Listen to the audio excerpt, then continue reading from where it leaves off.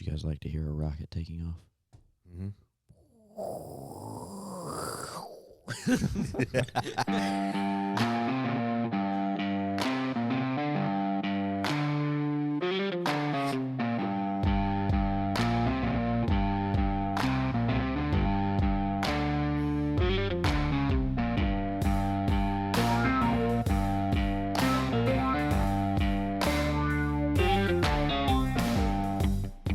Hello, and welcome to the League of Logic podcast, a podcast where you can learn how to think for yourself.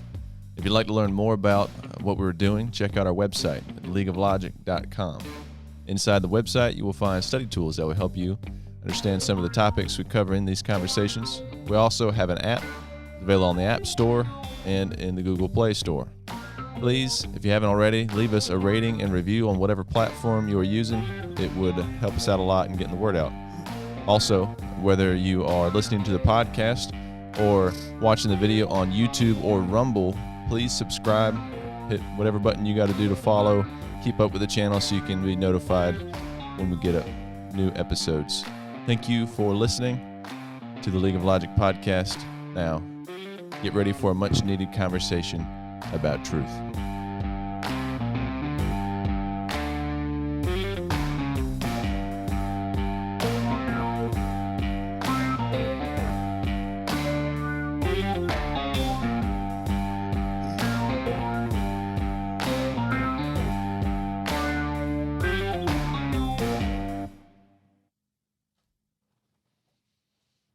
Woo! Okay, I did it again. Good morning. What's happening? Started with the first few episodes was Andrew's burps. Now it's Robin's hollers. Eventually, me and David will get onto something. But Ric Flair scream. Y'all remember Ric Flair? Chad showed me a video of Ric Flair once Oh, while we yeah. were working. He was like, he's the very beginner, the best trash talker there ever was. Ric Flair was awesome. Ric Flair. Everybody have a great week. Excited to be here. oh yeah, I was time change was this morning, so gained an extra hour. So leaving the house an hour later put me leaving the house with the sun coming up nice and bright. So I had a really good view of Trash Mountain on my way out. It was just a beautiful morning. I bet it was. The sun coming up over it. That's glorious. Yep. see, I was like, what a wonderful place I live in. see a couple deer like prancing around. What is this? And you hear the no no no no no no no no. It's like a horror Disney film.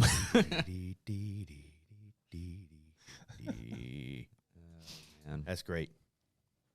My week's been pretty good. Pretty great. Pretty fresh. I have to make a correction to last week's podcast. Oh my goodness. Don't even, okay, yeah, go ahead. Are you ready? Yeah. So I was approached by several that I had done like the mainstream media, and I had handed out misinformation. Ooh. It's an accusation that I didn't take it lightly. Because, right, we're supposed to talk about truth, right? So I did say something wrong. One was I said that the birth control pill convinces your body that you're not pregnant. And that was wrong. It's supposed to convince your body that you are pregnant. One word. Fact checkers got me. They got me. And so then they said, well, what you said it did is not all that it does. I said, okay. So I would just like to read very quickly the WebMD website, which is the guru of the medical field, right? Very All true. these weirdos out there that always want to diagnose themselves, where do they go first? WebMD. WebMD, because they have a self-diagnostic thing. Y'all got any family members that do that? Yeah, you have to watch out for those. I do it, but I'm always like, I already got that. Yeah, that's not it. That's not it. Yep. All right, so the article, which I will post just to make sure they understand it, this isn't Robin's opinion anymore. How is birth control different from an abortion? Okay. All right. Birth control and an abortion are different. That's the first sentence. I just read it out loud. Birth control prevents pregnancy from happening in the first place, and an abortion stops an existing pregnancy. So there's a huge difference, says Sophia Zen Yin, MD, a clinical associated professor of the pediatrics at Stanford Medical School. Pediatrics. I just want to say that again. She's a pediatric doctor. I digress. Therein lies another problem. You get it. So here's the things that birth control prevents. Birth control prevents an egg and a sperm from connecting and then leading to pregnancy. That's pretty not exactly what I said last week, right? There are a few ways that this happens. Number one, it stops ovulation altogether so that the lady doesn't release any eggs to be fertilized. That's one way. Is that possible? Well, it thinks it's pregnant. And Yeah, but isn't the woman's body supposed to be getting rid of those anyways to start out with? well, they say there are some side effects. Huh. Anyway, that's the one way. The second one says, and I'm going to interject this as just so you understand where we're going. So one, it keeps eggs from being from ovulated, not produced. They're already produced, but it just doesn't Send them. Yeah, send them. But if it does send one, it stops fertilization so that the sperm doesn't reach the fertilization of an egg. So it's got like defense number two.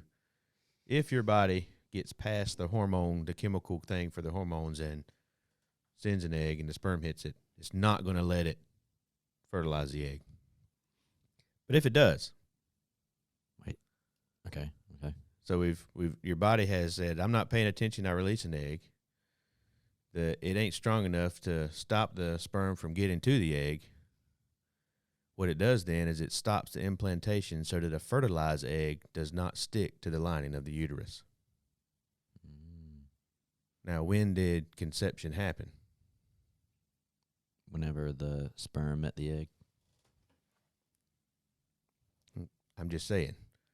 So I skipped the first two, but I've corrected it now. And the last one is what I was talking about last week. So the birth control pill, for example, stops you from ovulating. It overrides your natural hormones by giving you a steady stream of hormones to prevent ovulation. If you take it properly, no egg is released and no conception takes place. All right, that was the one. Hormone birth control works by thickening the cervical muscles so that it's likely that so it's like cement, and the sperm can't get into the uterus. That's how it keeps the sperm from getting there. Others work by thickening the lining of the uterus, so if the egg and the sperm connect, the embryo can't stick to the lining, Yin says. If it can't stick to the lining, also known as implanting, it can't get nutrients it needs to grow. Why would something that was dead need nutrients to grow?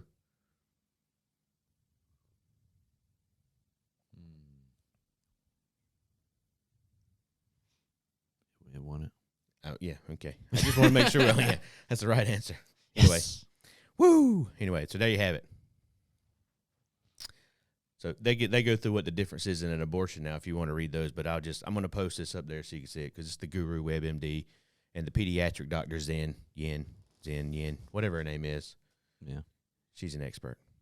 So I apologize for not including the other two methods of birth control or what the pill actually does. And I think last week's podcast was a good podcast for me because it was the first one that I heard about in our house. And it ultimately brought me and Michaela to something of like a point of, hey, we need to know about this, because I have absolutely no idea what Michaela's on, no idea what it does. And so, like, we are planning on sitting down sometime this coming up week and looking at her medicine, figuring out exactly what it does. And so, yep. Yeah, now, there's good. different kinds. This one was a pill that was talking about. They have these the same thing, these IUDs or whatever. I guess that's like an implant or something. It does the same thing. It changes the chemical compounds and stuff in your body, so your body does these things inside it for the ladies, not for the men. We don't. Yeah. But anyway, if you read down to the end there, it does tell you that how birth control affects your body. Birth control has some risk and drawbacks. It shuts down your hormone production. It can take a while for those hormones to be produced again once you stop. And I won't bore you with all the rest of them, but it's just chemically changing your hormone makeup in your body. Okay. Yeah.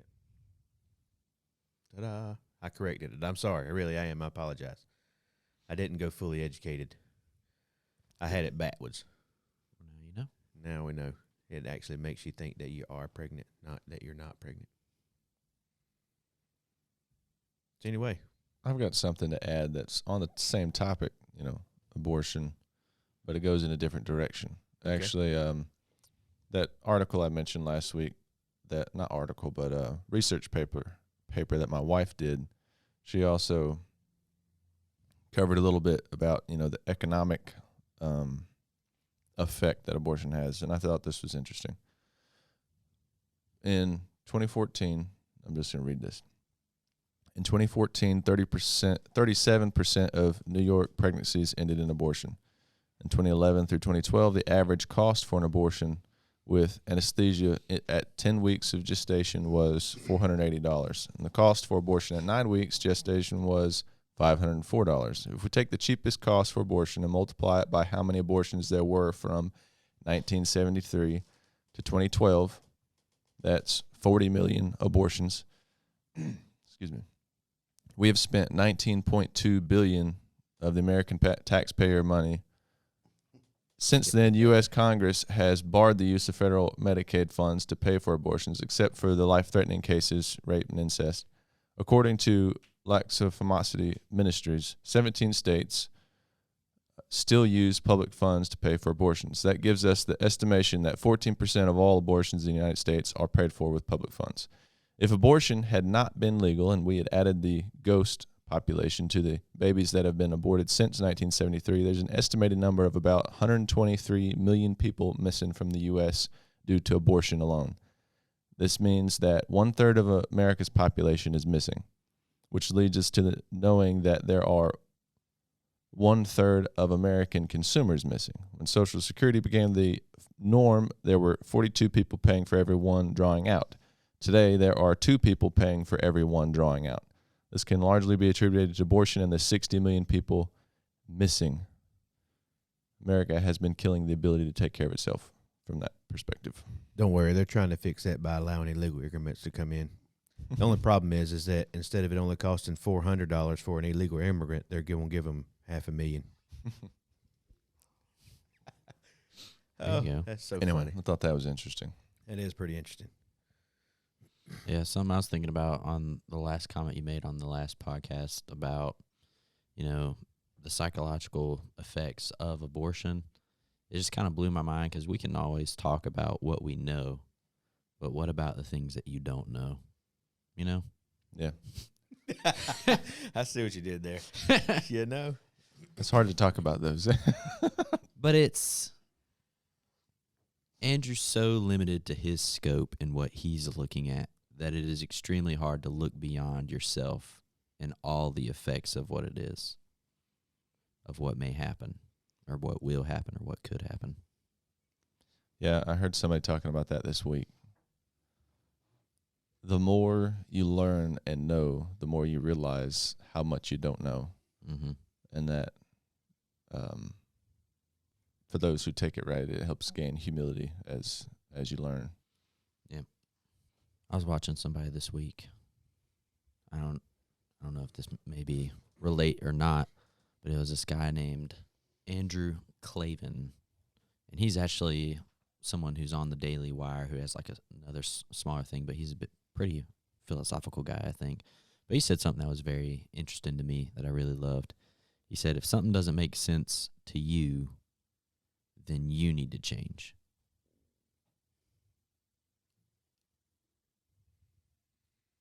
I don't know that I agree with that statement. I may have quoted it wrong, but why not? Because critical race theory does not make sense to me.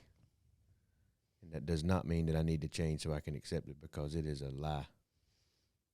And secondly, the government is dependent on what you don't know. Mhm. Completely dependent. Uneducated people are the ones that make bad decisions. Mm-hmm. Mm-hmm. So if he was saying, if something doesn't make sense to you, you need to learn about it so that you can figure out if it's true or false. Yes, I agree with that statement. That could be it. I took it from a point of understanding. Like, if you don't understand something, then you need to change the way that you're looking at it to understand why. And whether that's understanding it a bad way, Okay, I see. like, I could understand from another perspective of someone with abortion. You know, if they've been raped, I can understand how they would get to that step Mm-hmm. of Yeah. abortion is okay. Doesn't make it right or wrong, or doesn't change whether it's right or wrong or not. It just gives you an understanding, a perspective. But anyways, I get it. I think a perspective can help in the instance of, yes, right and wrong remain constant. You know, a wrong will always be a wrong. But when you can understand why the person is making that wrong, it could be because they're just uneducated. And it could be because they're flat out just want to do what's wrong. You know, that makes a difference on how you can speak to the person, because the intent is we want to help people realize the truth. And we want to love people because we believe the truth will save them. So I think we do need to try to understand people.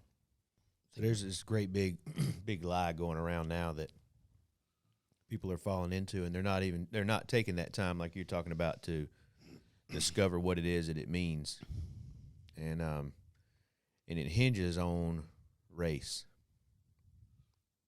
So I guess if you want to talk about the great big lie in that, it's that there are multiple races. That's a lie. There's only one. Well, there may be two. Ken Ham says there's two, the saved and the lost. But as far as the different ethnic groups or cultures that are around, and to try to divide those up and call them different races, that's the big lie. But from that comes these different theories that would, I guess in my opinion, and I feel like I could pretty much support it, that fuel a division amongst the human race. For instance, the CRT stuff, the critical racism training. sounds good to me. I don't know what CRT It stands. It really stands for critical race theory, but it's more like critical racism training. Yeah. Wow. It all sounds good. But people, going back to what y'all were just talking about, people don't know what it is. Ain't got a clue. Mm-hmm. Karl Marx, y'all understand Marxism, right?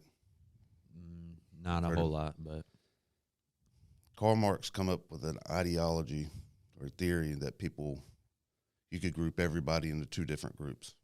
One group was the oppressed, and the other group was the oppressor, or you could say the haves and the have-nots. And out of Karl Marxism, which is communism, came something called the critical theory.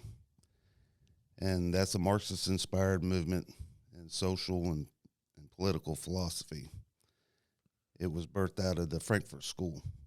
And out of critical theory came critical race theory. And critical race theory is a movement that initially started at Harvard University under Professor Derek Bell in the 1980s. And what critical race theory is, it's an examination of racism in the United States as it relates to law and justice. And this theory is performed by academics, scholars, and actually legal scholars and social activists. And out of critical race theory, which is what they're teaching in schools today, came social justice. And y'all hear social justice all the time, right? mm-hmm. The idea of social justice brought us Black Lives Matter, LGBTQ, XYZ, whatever it is, you know. What social justice people think it's supposed to be is equality. So everybody jumps on board with it. It's treating people fairly, but it's not about equality. Yeah, that's a lie. It's about equity. Division. You divide people up. You look at the equity that they have, and we're talking about wealth, commodities, things of this, like this, opportunity, and redistribute it. So what is redistributing wealth? Socialism. Socialism.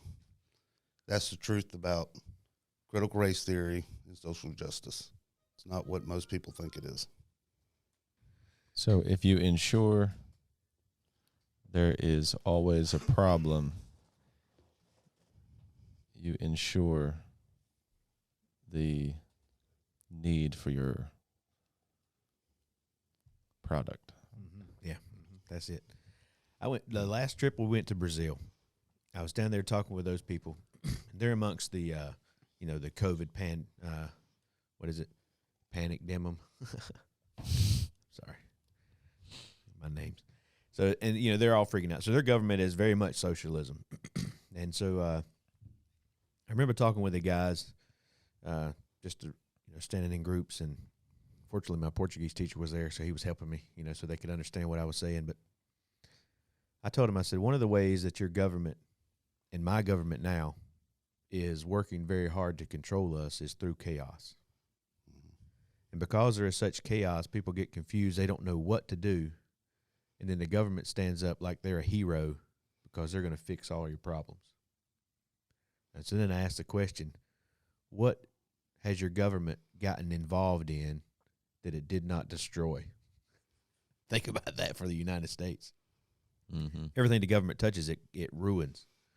And so at one time you had this, I'm not denying the fact that we had a bunch of racism, right? Mm-hmm. If you grew up in my high school and you knew Robin Kennedy when he was 16 years old, Robin Kennedy was a racist, bad. So when I look around today and see, and people are saying, "Oh, well, that's racism," I'm like, "Yeah, I don't know what racism. No, nope. You don't know. You don't even know." Prior to me in my family, I can't imagine what they considered to be okay, based on what they were teaching me was okay. Does that make sense? Mm-hmm. And so, back when you had the civil rights movement, and you had, y'all seen that movie Coming to America? Love Eddie Murphy. He dresses up like all these barbers in the old barber shop. One of the barbers like, one day I was walking down the street, and I came around the corner, and you know who I ran into? Martin Luther the King. Like, man, you ain't never met Martin Luther the King. But back in the day when Martin Luther the King was doing his movement, right, he was all about, he wasn't going around saying people with, black people need to have, no. Everything he said, we need to be basing every decision we make about individuals based on their character. That's what it was. We've lost that across the board. Everybody gets a trophy. In schools, no child left behind, doesn't matter how dumb you are. You see what I mean? And so we have lost that whole ability to judge people by their character and their productivity, which we all, if you get right down to it, have the same opportunities to do that now. Mm-hmm. But there's the catch to that when it comes to government, especially with the social justice, because that's all they do is look at character. With Marxism, where they have two groups, the oppressed and the oppressor, social justice breaks the groups down. And I wrote this down because this is kind of what they do. Here's example of characteristics that social justice says is toxic, dangerous, racial, or radical. Number one, you got whites, because the two groups that they look at is whites and non-whites. There's the whites are the oppressors, and non-whites are the oppressed, right? Mm-hmm. So you take the whites, who are the oppressors, and then you break them down into groups. You got white and then male. Number three, masculine white male. Number four, heterosexual masculine white male. Number five, successful heterosexual masculine white male. Number six, a gun-owning successful heterosexual masculine white male. I'm offending everybody, man.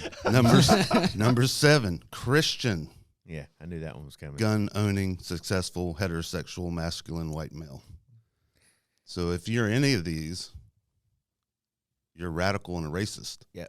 So those are characteristics, but that is not character like Martin Luther King was talking about.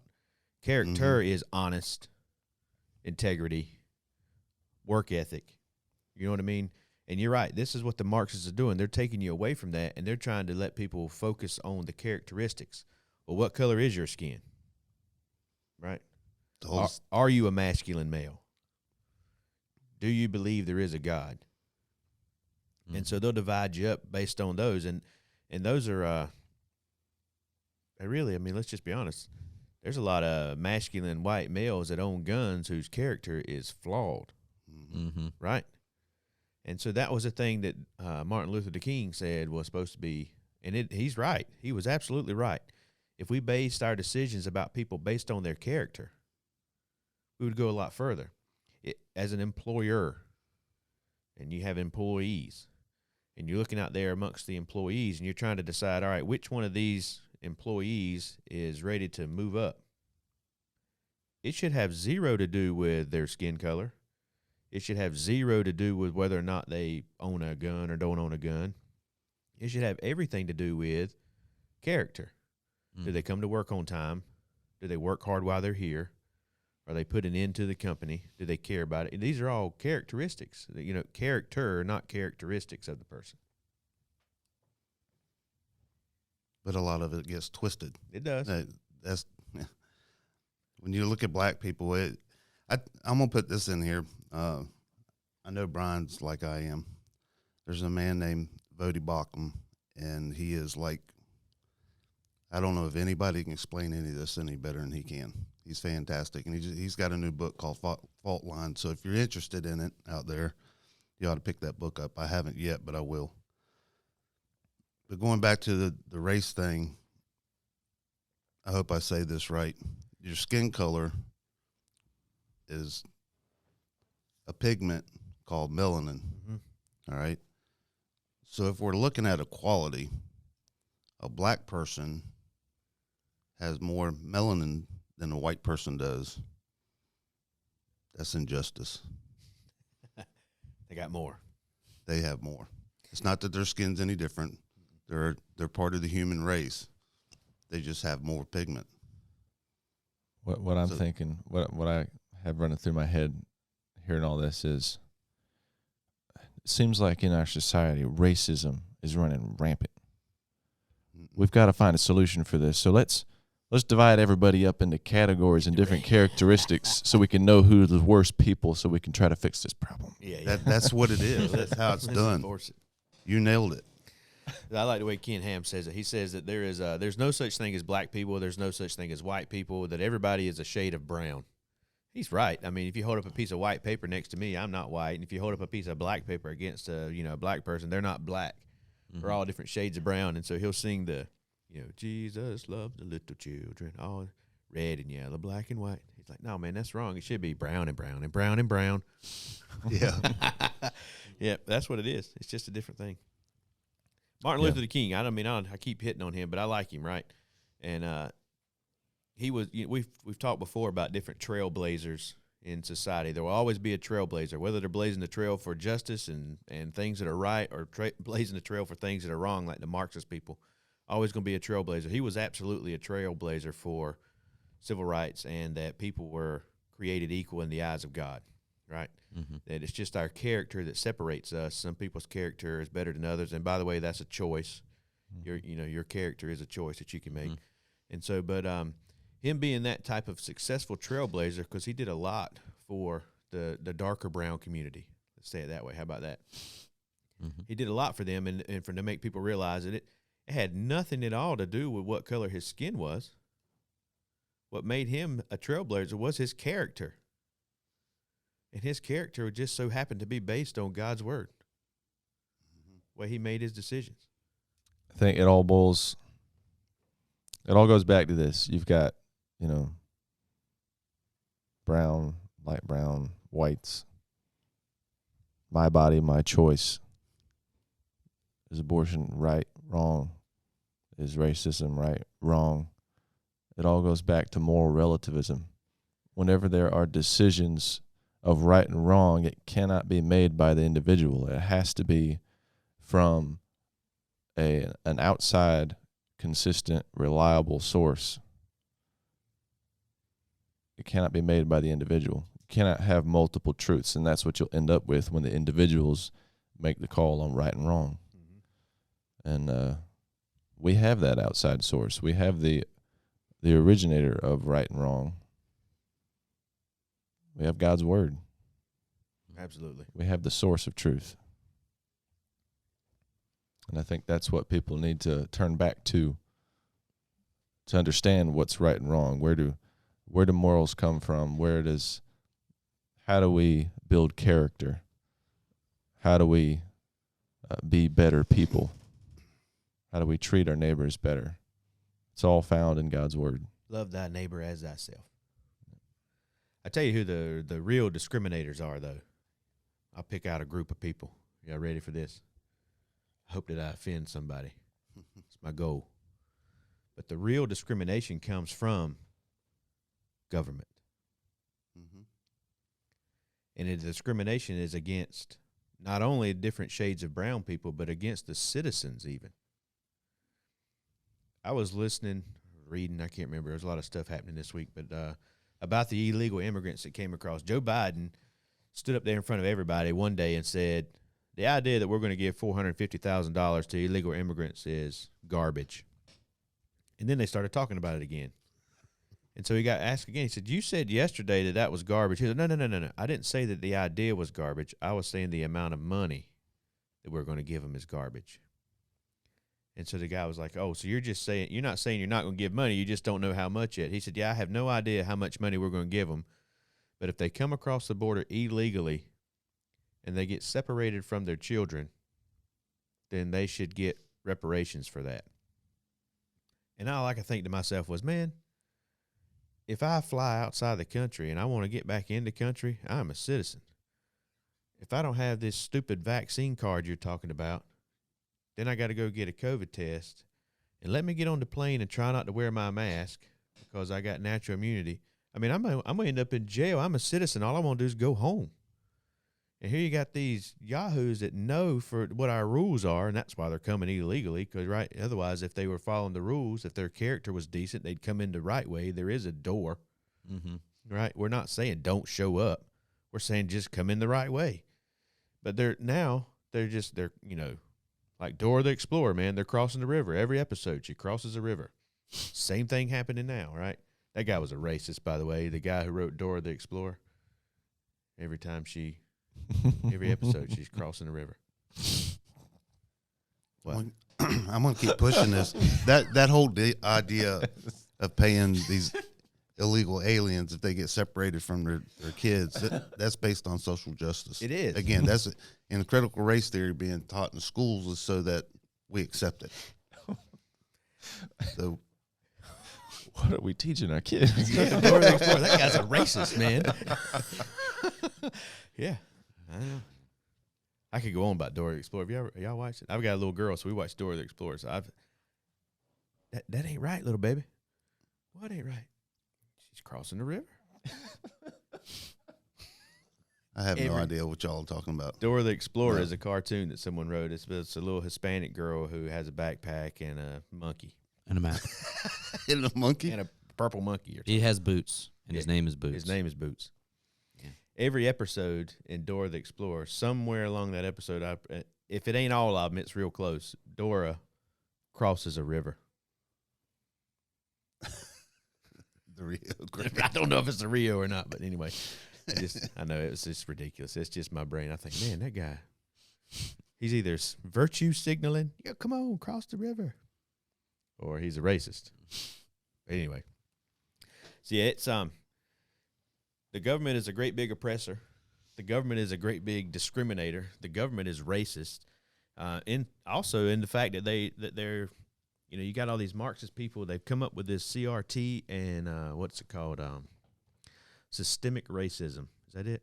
Mm-hmm. Y'all know what that is? I've heard it a million times. Yeah, but I don't see it the way they do. Yeah, I don't either, man. So systemic racism is this idea, and this is a broad overview, so please don't tell me I said it wrong, right? But it says that because Robin was born into a white family, that Robin automatically has advantages. And if Jeremy was born into a black family, he automatically faces disadvantages. And so we don't even have the same opportunity. The system is against people of color, which is a ridiculous statement in itself because we're all people of color, brown, right? But the way they look at it is that the system is against them from the very beginning. And they'll break it down into, Robin grew up in a white community surrounded by white neighbors and went to a white school that was paid for by white homeowners, taxpayer dollars, which makes that school more well-funded than Jeremy, who grew up in a black community, which was poorer, and he went to a black school, and that black school was funded by the black homeowners' tax money, and their homes are less valuable, so they had less money to fund the schools, and so he's automatically less equal, right? Now, all I want to tell you right up front is that to me sounds very racist, right? Yeah. Doesn't it? Mm-hmm. And then and all the way up through college, because my grandparents are more likely to have been successful because they were white people, then I have a better chance of making it to college and having a better career because I'm a white person, and therefore I will continue the white privilege thing, and he hasn't a chance. But it's not seen as racism. It's not seen as racism. And it's not defined that way. Listen what Oxford Dictionary says, and this, again, is social justice, chiefly politics and philosophy. Justice at a level of a society or state as regards to the possession of wealth, commodities, opportunities, and privileges. So it's a completely separate thing from racism. Yep. And people have to get that in their head, what social justice is. We dealt with, in our high school growing up, we dealt with different, I'll call them class of people. It wasn't even necessarily race. We did have division amongst all the kids. There was a group of the black people stayed together, and then you had the rednecks, the ones in the smoking section, they stayed together, and you had the preppy people that stayed together, and we had some gothic people. The social status that is basically imaginary was there, right? But the difference between then and now is that now that the government has picked up on these differences and understand they can create division so that they're needed, we didn't have a class, or we were not taught in school that there was social differences between us. When we went to the classroom, we were all in the same classroom. We were learning about the subject, whatever it be. There was no interjection of, we're in math class, and we're going to do, here's the problem, but if your skin's darker, don't worry, you're going to pass anyway, because we realize you don't have the knowledge or the ability to keep up with the white folks. Did that sound racist to you or what? That's not just racist, man. If someone said that about me, that feels like a smack of the face. Really? Like, let's go. Like, right. That's what social justice is. That's what social justice is. It is the opposite of what they're promoting. So now so we make it through high school, and now it's time to go to college, and we all fill out applications to go to college, and universities are falling all over themselves to admit people with darker skin color so they can say we have an equal balance of skin. It has nothing to do with, if I had 10 people, right? And those 10 people, and I want to hire them, and I can't tell what skin color. I don't even see them. All I look at is a piece of paper. I'm looking at their grades, scores. Are they ready to go to college? mm-hmm. Places like California, they did away with the SAT and the ACT scores because they were too discriminatory. And so what they said is that, if you're an applicant and you have darker skin, we're going to allow you to come in, because if we didn't allow you to come in this way, you'd never be able to make it. They don't say that out loud, but that's exactly what they mean. Oh, they'll say it out loud now. Yeah, and it drives me insane because, I deal with, the teenager range. You got a teenager and you listen to the way they're talking. They're like, man, I have to denounce my white privilege. What are you talking about? Have you experienced any white privilege? I got discriminated against because I was white once at a job. I worked, you had to go through, I'll call it by name. It was Bayer Pharmaceuticals. I ain't afraid. Bayer Pharmaceuticals required that you went on as a temporary person, and you had to work 90 to 120 days temporary to make sure that you were qualified to do the job before they would hire you full time. Mm-hmm. I went through my 90 to 120 days. And I was next in line to get the full-time position where I could receive my benefits and get my pay raise and stuff like that. And the company, Bayer, said, well, wait a minute. We've had some social justice warriors or something show up and tell us that we are not an equal opportunity employer because we don't have enough female and darker colored skinned people working here. And so they hired 6 people permanent, straight to permanent. They didn't go through the temporary thing at all. Women that and darker colored skin than me because they needed to be equal. And that put me temporary probably for the next 2 years. Even though I had been there and done like I was supposed to. That didn't sound like white privilege to me. Mm-mm. But then to tell them that, well, we're going to give you a full-time job because otherwise you wouldn't be able to get it.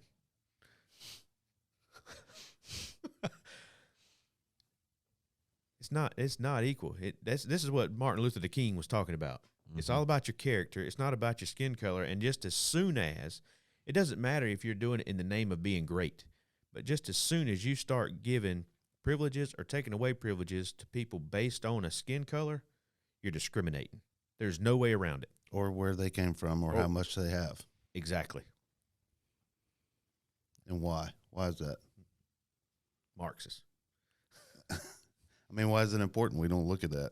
Yeah. The Bible doesn't.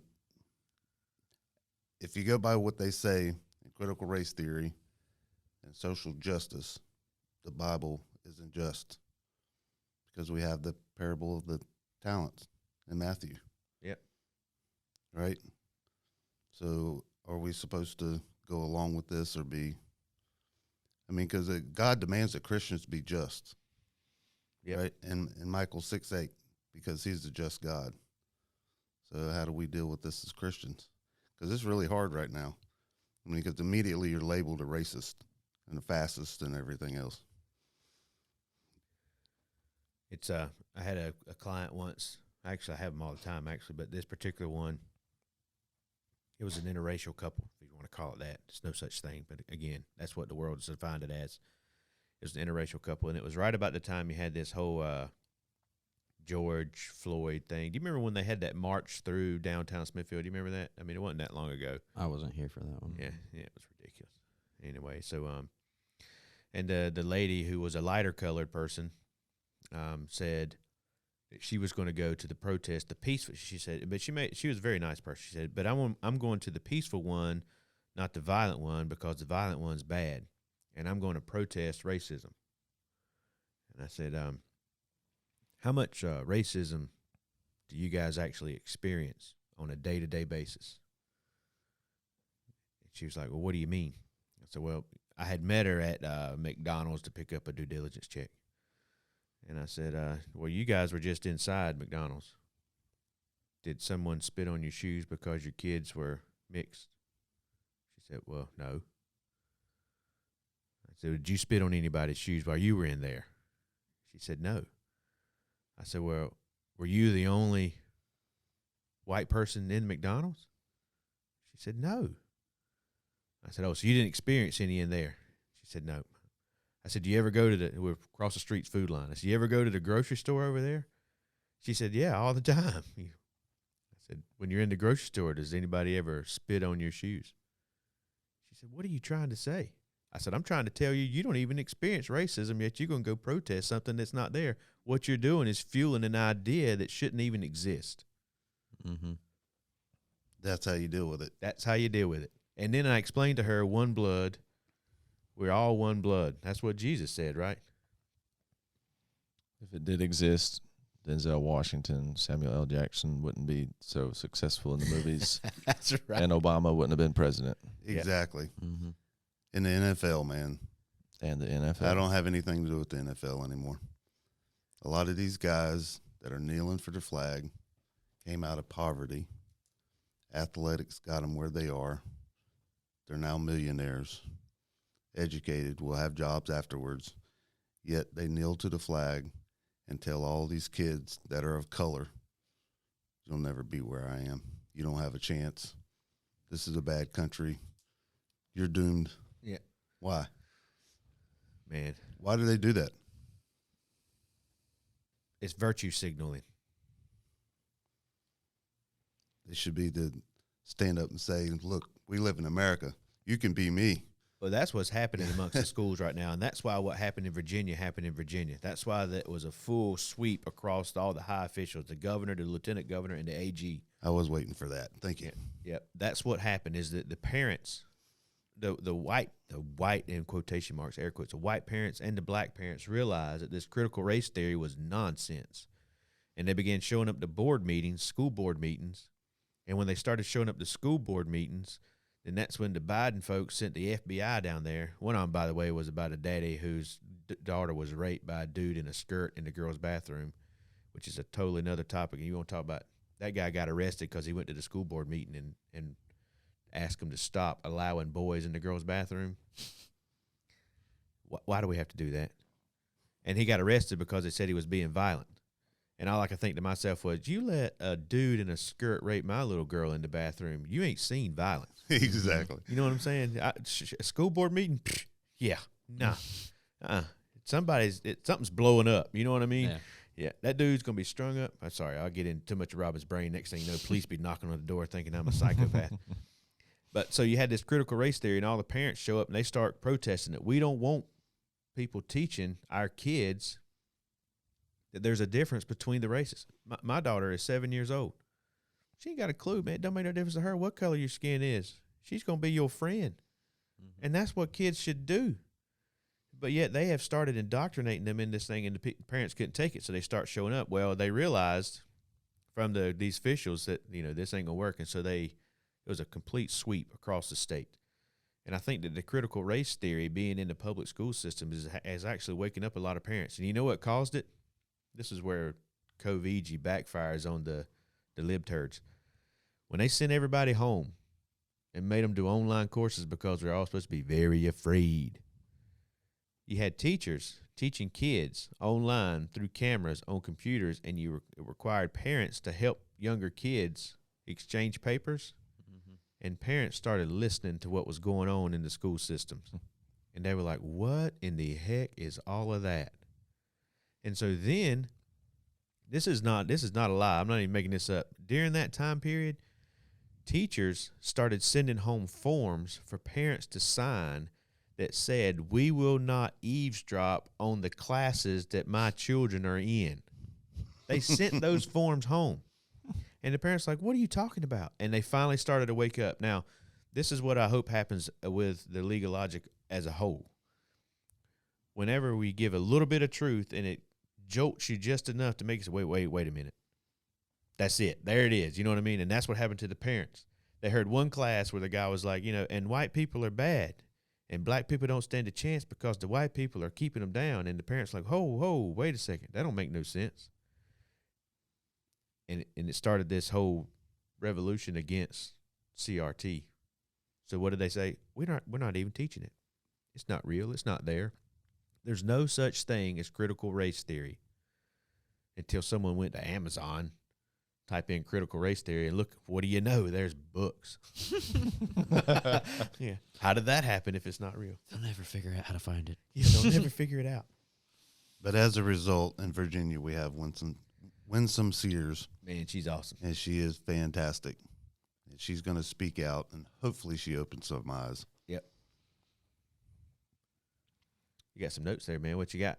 I got a lot of notes. Let's hear it. So one thing that me and Chad, we say in the truck as we're driving around is, the world owes you absolutely nothing. Mm-hmm. However, America will only give you opportunity.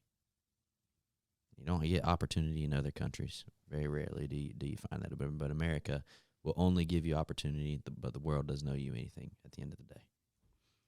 So that's something to keep in mind. That's why people want to come here. It's still the greatest country on the planet.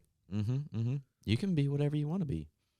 I mean, if you want to be an owner of a business, of a plumbing business, go for it, man. Or a donkey. Yeah. The only limit is yourself. That's the thing about freedom.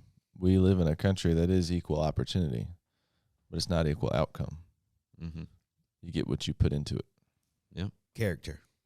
Yep. So that was one thing I had written down. Another thing was, I don't know a whole lot about Martin Luther King Jr.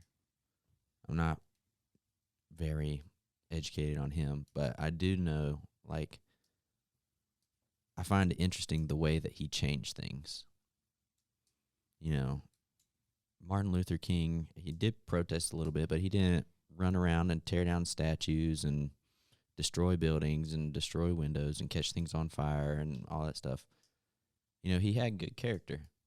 You know, and if you want to change something, and you want to get a poster and write on it your opinions and stand out on the sidewalk, I'm fine with that.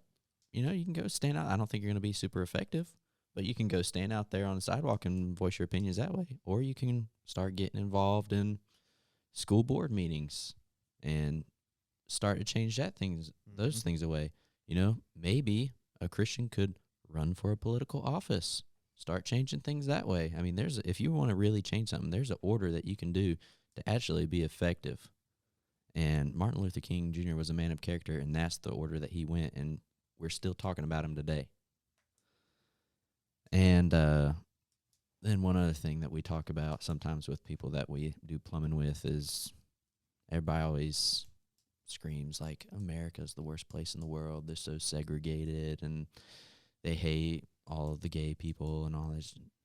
You hear a whole bunch of garbage. We were talking with one man, and he said, "You think America's bad? Why don't you go to Iraq and tell somebody that you're gay?" Get thrown off a building. Yeah, we'll throw you off a building for that. You know? And out here, it's just like, you have no idea. No idea. But that's about it. That's all I got written down. This Winslow lady, she did that. Her parents came from Jamaica sometime. What'd she say? The 60s or 70s, something like that. In the 60s, her dad Yeah, came. you should listen to her victory speech, man. It was phenomenal. In fact, it was so good that the MSM did not air it. It was refreshing, man, to It hear was. hear the American dream come true again. Absolutely You know? what it was. So they traveled to America because of the opportunity that the country presented to anybody who was willing to put forth the effort. And so her parents showed up, and they worked hard. And then by the time she came along, she joined the Marines.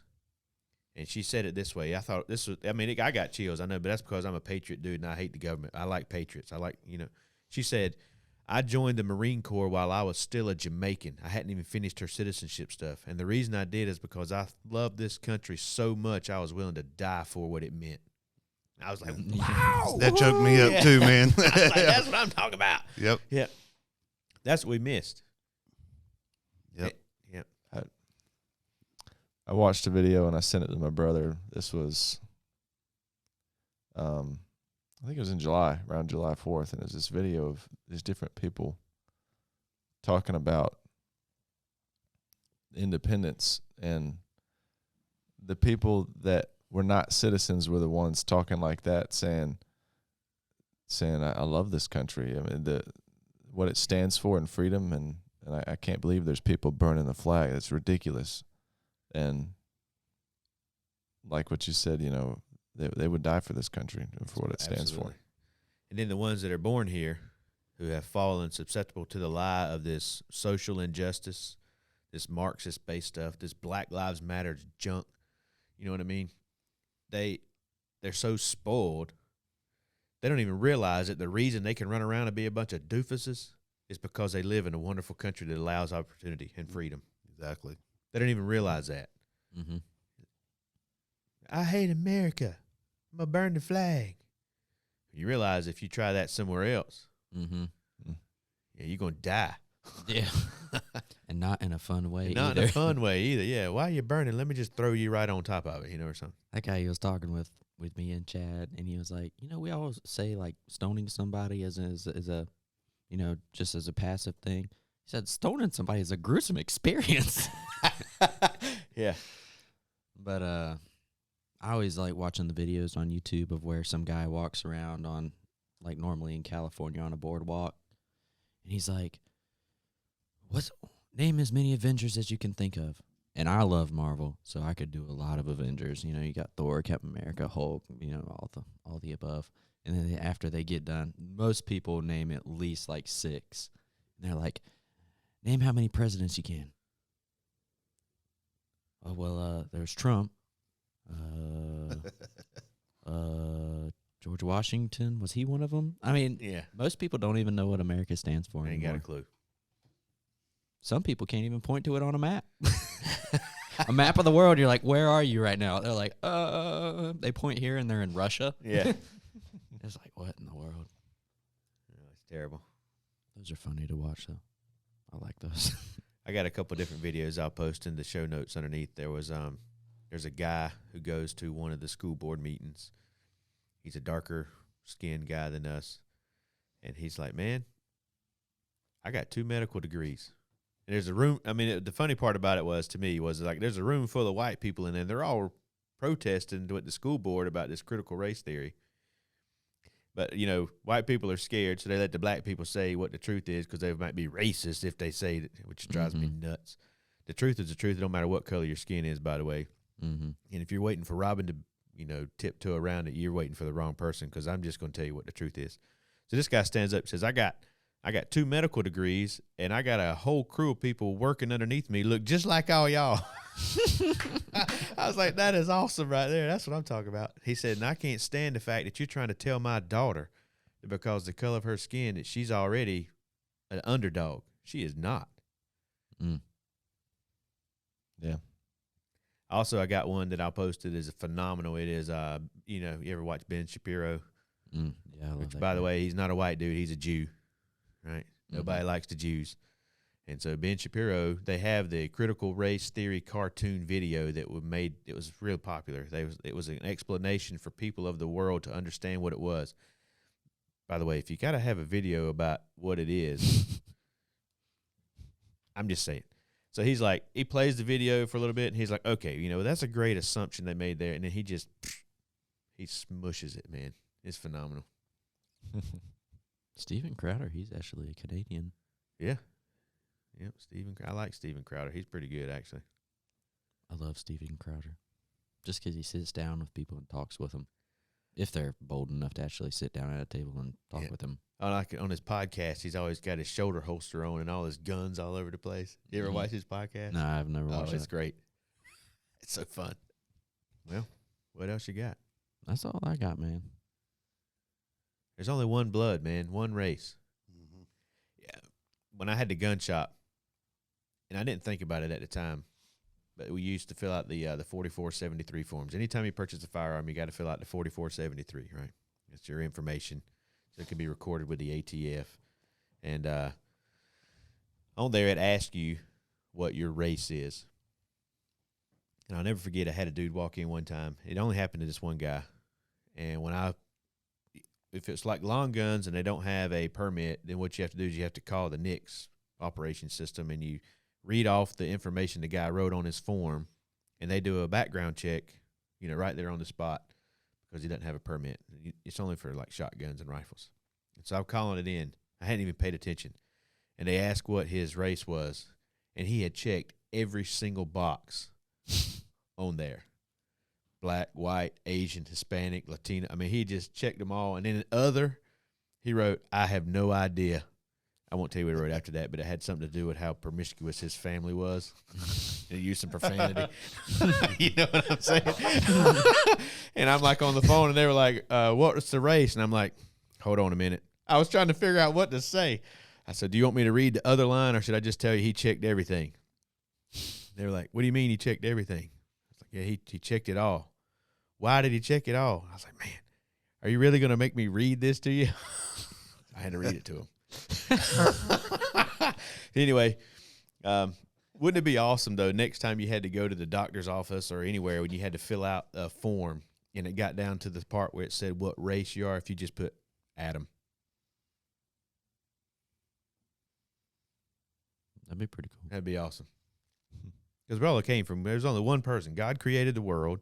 He created Adam and Eve. Should you put Adam or should you put human? The human race. You could put human. You could put Adam. You could probably put Noah's race. Then they'd be like, who's Noah? You got a witnessing opportunity right off the bat. Bam, just like that. I'm doing it. All right. Hey, big shout out to the black whales down in Brazil. They have 2 new babies. Woohoo! All right. Let's see what their names is. Oh, man, look at that. Abigail Song and Olivia Sky, black whale. Congratulations to them. folks. That's awesome. And right now, they look a little red. A little red. Yeah, they're a little red, so they're not even brown. Man. I don't know what race that is, but we'll figure it out. Indian? Not the feather, not the dot. Feather. It's human race. You know, Redskins. 'Cause you had to Yeah. change the Redskins because that was Yeah. racist. Yeah. So where does the idea of races come from? Races? Where do they come from? Yeah, I have no idea. Did you look it up? I did. So Races. You ask a question trying to make us think. Yeah. It's kind of what we do here. Yeah. So we've established we have a reliable book. It's a historical book. It's Yeah. a collection of historical documents. In these documents, it talks about the great world flood, Noah, how him and his family basically populated the rest of the earth. So immediately after that, we find in Genesis chapter 11, verses 1 through 9, now the whole earth had one language and the same words. And as the people migrated from the east, they found a plain in the land of Shinar and settled there. They said to one another, "Come, let us make bricks and burn them thoroughly." And they had brick for stone and bitumen for mortar. And they said, "Come, let us build ourselves a city and a tower with its top in the heavens, and let us make a name for ourselves, lest we be dispersed over the face of the whole earth." And the Lord came down to see the city and the tower which the children of man had built. And the Lord said, "Behold, they are one people, and they have all one language, and this is only the beginning of what they will do, and nothing that they purpose to do will now be impossible for them. Come, let us go down and there confuse their language, so that they may not understand one another's speech." So the Lord dispersed them from there over the face of all the earth, and they left off building the city. Therefore its name was called Babel, because there the Lord confused the language of all the earth, and from there the Lord dispersed them over the face of all the earth. It was this event, God separated all the people into languages, because if you go back a little bit, God said, "Go into all the earth and multiply and have dominion over the earth." And they didn't. They stayed at one place. They went against God's command. So God made them disperse. And that dispersion, different languages made different groups. And that changed. When you have different groups that stay together, the cultures have different genetic or gene pools, characteristics. You look a whole lot like your mom and dad. Your kids are going to look a whole lot like you. And as the line goes on, you have these people groups that look different from the other people groups that have not mingled together. Mm-hmm. That's why we have different looking people groups and nations, cultures. It's not that we're different types of humans. It's that we have different characteristics. Absolutely. It's just visual and cultural. De-evolution. Yep. That's the way I see it. De-evolution. They drop genes that aren't as good depending on which region they're in. 2 things I'll say about that, because I was glad he brought that up. One, when people dispersed and you go up and you had the people who went to the cold area, they wrapped up. If I go into sunshine, the sun makes my melanin come out of my skin. I produce more. The sun does that. Mm-hmm. People that went towards the equator with more sun, darker colored skin. People that went up north, lighter colored skin. Same pigment. The other thing that is very interesting about that record in history, go back and read it again where it says, where God said, "Because these people are one, there'll be nothing that they can't do." Right? It says that. Mm-hmm. What does that tell you about unity? Mm-hmm. There is power, right? We were all one, and we had the power so great, God recognized it and said, "This is not what I wanted. You needed to be dispersed." our government takes away our unity, because in our unity there is power. And it is the power to stick to what God said. So they're going to try to divide us up so that they can be our ruler and not him. Mm-hmm. There's power in unity. And the biggest way to be able to divide a country right now, the fastest and the easiest, is based on skin color, because we can see it. Mm-hmm. You can't see a person's character. You have to experience it. It's like you'll know them by their fruit. Mm-hmm. But you can look at someone and absolutely see that their skin color is not the same color as yours. And so that's what they're going to use to divide and conquer. That's why social justice works because it's about commodities. Yep. And with social justice, when it comes to God, it's about heart issues, not Mm-hmm. physical issues. When you go to the hospital, have a broken leg, a deep cut, something like that, is there a different hospital for the color of your skin, or do you have to ask for I need a white doctor? Yeah. A doctor that knows how to work on white people. Or I need a doctor that knows how to work on black people. Yeah. It doesn't Is there make any difference in Yeah. It's all the same. And you go to heaven, they're going, I would like to be in the black section, please. They sing better than the white section. That's true. That's true. They do sing a lot better. Here's the other sad part about that, man. Most segregated day of the week, Sunday morning. Yeah. That's sad. Right? Yeah. Mm-hmm. It's very sad. I mean, I realize it's a cultural thing. Mm-hmm. But, man, I enjoy upbeat singing. And I'll just be honest with you, the lighter color skin folks that we are, we're boring. Yeah. Right? One of the funnest times that I had when I was in college. So the college that I went to, they wanted you to go to a specific school or a specific church that promoted their beliefs. Well, I like to experience different cultures and stuff like that. And so I would get up super, super early and go to a place called Mount Zion. And I think I saw one other white person there, but it was a huge mega black church. And it was the greatest experience of my life, man. I normally for an hour-long sermon, my back starts hurting after a little bit. Not a black church, man.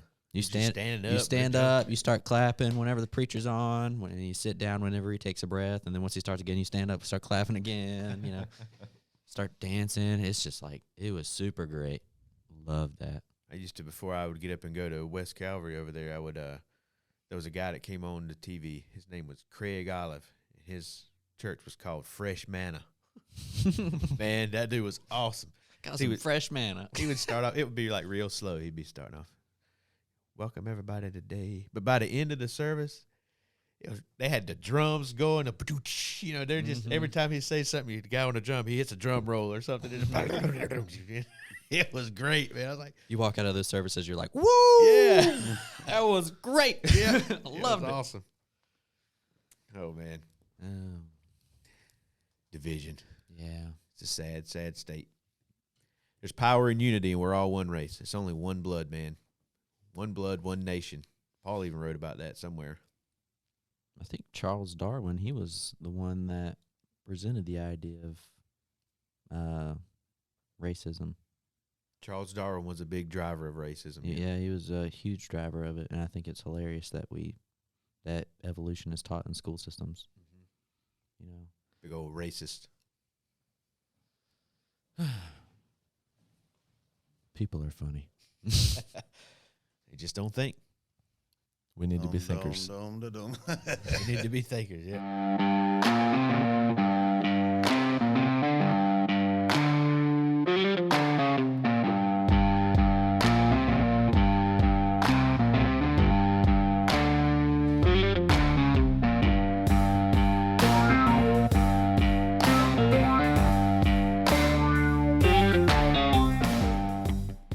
Thanks for listening to the League of Logic podcast. If anything that we have said today perks your interest, please, I encourage you to study it for yourself and figure out what you believe on the subject and look for the truth.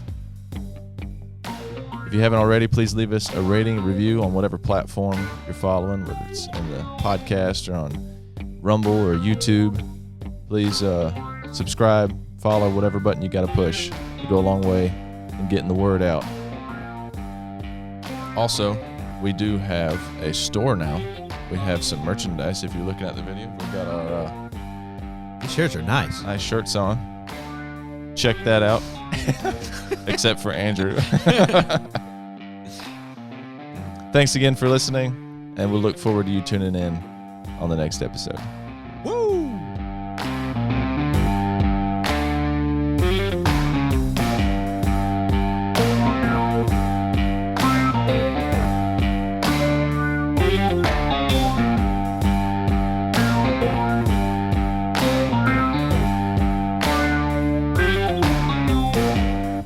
The quote that me and Chad had from the Woo guy. I call him the Woo guy because his woos were pretty good. Who was he again, the wrestler? Ric Flair. Ric Flair. His favorite quote is like, I'm a diamond ring wearing, Rolex wearing, plain fine limo driving. And he's like, son of a gun. And I'm having a hard time keeping these gators down. Yeah. Woo! Yeah.